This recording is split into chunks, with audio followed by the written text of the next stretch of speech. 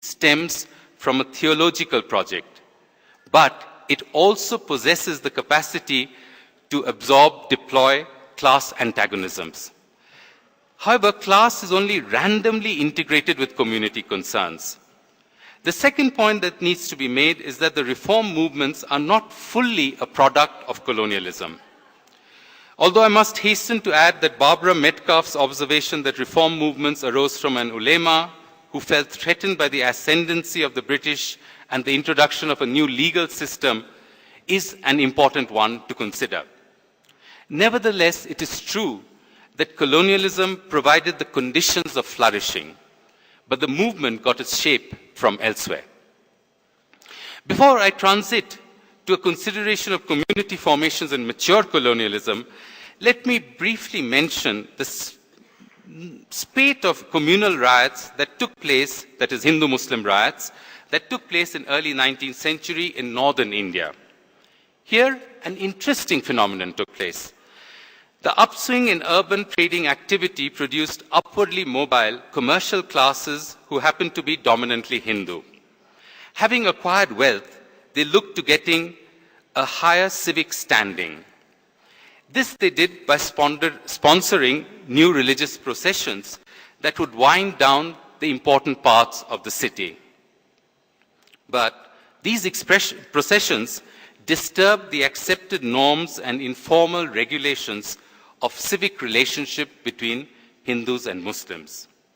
The resentment from Muslims who resented these new processions and the conspicuous display of influence that they represented transformed into battles of honor, into riots. To sum up, communities in early colonialism turned programmatic because of theological considerations, developing the capacity to articulate class as an additional feature. On the other hand, colonial policies only indirectly shaped the grounds of conflict. Early colonialism sets into motion certain social and administrative changes that provide the enabling conditions for the development of harder community boundaries, together with a range of inter-community conflicts, of which communalism, narrowly defined as Hindu-Muslim conflict, is just one. However, this sort of passive relationship between colonial domination and community formations, this interrelationship between colonial policy on the one hand and the community-class relationship changes profoundly in mature colonialism. We can roughly date this from the revolt of 1857, an event that nearly makes the British lose their empire and which gives rise, firstly, to the colonial need to divide Hindus and Muslims to prevent any such similar challenges in the future. Secondly, it also is reinforced later, a few decades later, by the drive to accumulate detailed knowledge about colonized subjects, which was already there, but it intensifies after 1857, which was a feature of British colonialism before 1857, but one which intensifies in the second half of the 19th century. The census is probably the most influential change introduced by colonial governance.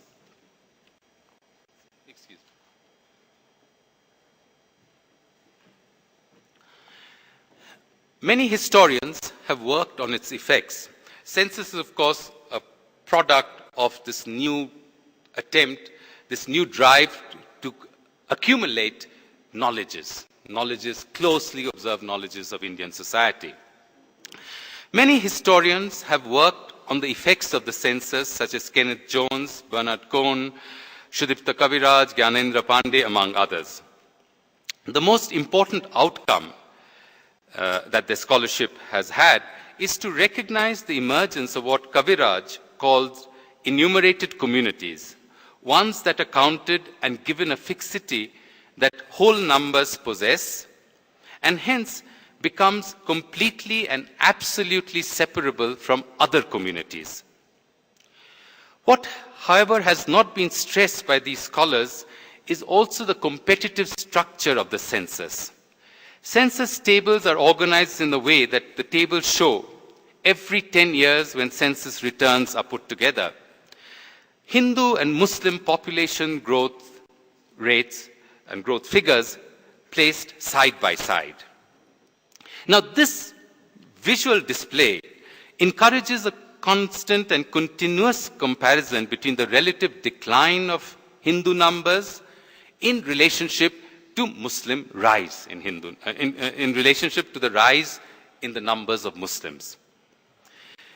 What is even more consequential is the way relative decline in Hindu numbers is interpreted as an absolute decline, so that Hindus are seen to be, quote, a dying race because of the relative rise in Muslim populations. So the relative rise is translated into an absolute decline. There are three reasons for this hyper-stimulation of anxieties about population. The first is the importance of population size given colonial policies of reserving posts according to the size and influence of religious communities. The second factor was that colonial administrators tried to manipulate and intensify anxieties about population and the political futures of community. Thus, for instance, there was a move in early 20th century by the Census Commissioner to declassify low-caste Hindus from the upper caste and thereby reduce the number of Hindus and therefore their influence. The third element was the actual moves by low caste to declare that they were not Hindus, a trend that began in the latter part of 19th century itself. The census produces a structure of community relationships that is driven by the capitalist logic of competition and accumulation of worldly resources for each community. The self-formation of the community no longer refers to the theological in order to draw its boundaries and define its selfhood. Instead, the community becomes preoccupied with this worldly concerns. It is the temporal concerns of its members, starting from population to everything that is related to it, such as the concern with sexuality, the fate of its women folk, preoccupation with jobs and political representation, including the belief in symbols that are no longer important for the theological significations, but for the capacity they possess to generate conflicts and assert the primacy of one community over the other in shared civic space. The turn to this worldly resources of the community also makes it more capable of integrating itself with the economic and social concerns of class. It allows the possibility of integrating class as a constitutive element of the community, instead of just a randomly integrated one. I must also add that the census helps immensely in generalizing previously local Hindu and Muslim communities into nationwide communities. I will enter a qualification here as I stand on the verge of talking about some of the ways in which community and class relate to each other in the phase of mature colonialism. I will be drawing on some of my work on the eastern part of India, that is Bengal, to show that community and class are not easily translatable from one to the other. They combine through different modalities and in specific situations, and hence there is no obvious or simple relationship between them. What can be generalized is that class, under certain circumstances, legitimizes or simply works itself through community commitments, and that conflictual communities need to draw on class to mobilize and complete themselves. I will give you about 3 instances of 3 different modalities in which class and community relate to each other in the phase of mature colonialism. My first instance is drawn from the eastern areas of Muslim-dominated Bengal that now forms Bangladesh. This was a small peasant economy. 2 features are important for my narrative. The first is the simultaneous emergence of discourses of both peasant identity as well as of Muslimness. The interesting thing here is that there is no China wall between the two. and yet they're all different. They're also different.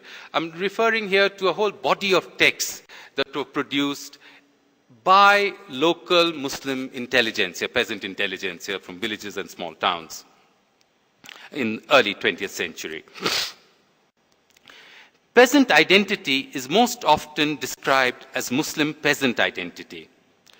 And yet a distinction appears between discourses that concentrate on Hindu zamindars for their economic practices of money lending and illegal exactions which they perpetrated, on the one hand, and on the other hand, those discourses that generalize from these to negatively evaluate the character of Hindus, such as that of greed and so on. So one focuses on the economic part of Hindu landlordism, the other extends it to characterological aspects.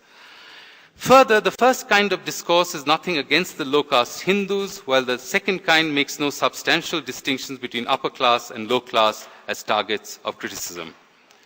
The trajectories of overlap and divergence is replayed at the level of Hindu-Muslim riots.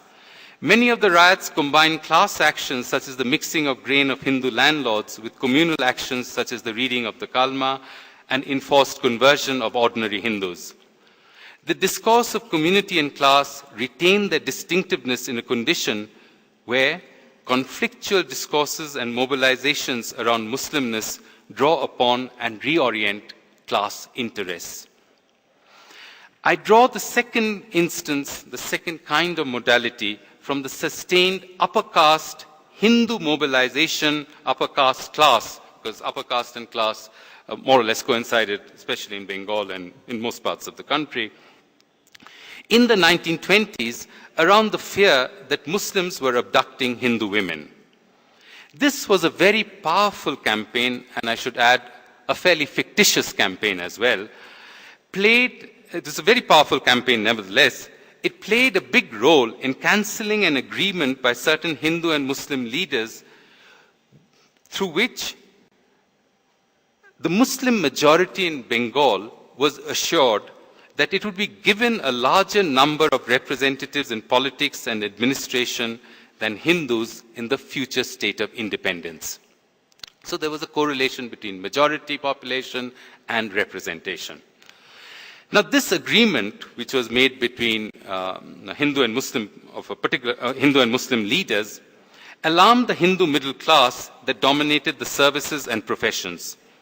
It was the middle class professionals, mainly lawyers and journalists, who formed an organization called the Women's Protection League, which disseminated its allegations against Muslims very widely in the media, in newspapers and so on. Now, this obviously produced distrust of the Muslims. But what is important is that this was a political suspicion that communicated the sense that the Muslims could not be trusted to dominate the sphere of representations. In short, this modality of community class combination, this modality of communities mobilized by class in a specific political conjuncture. However, it also leaves behind a powerful residue of bitterness, since the domestic sphere of the Hindus is now defined by the Muslim threat. Its implications may be grasped by recalling the arguments of Partha Chatterjee and Tanika Sarkar that the domestic sphere was the area of domination and reshaping by the colonized Hindu male. In the light of their arguments, the abductions campaign representing nothing less than a fear of the internal colonization of the Hindu male self, an anxiety that would not disappear with the end of the particular specific campaign that was on the abductions. Above all, and I come to the third kind of group of modalities, above all,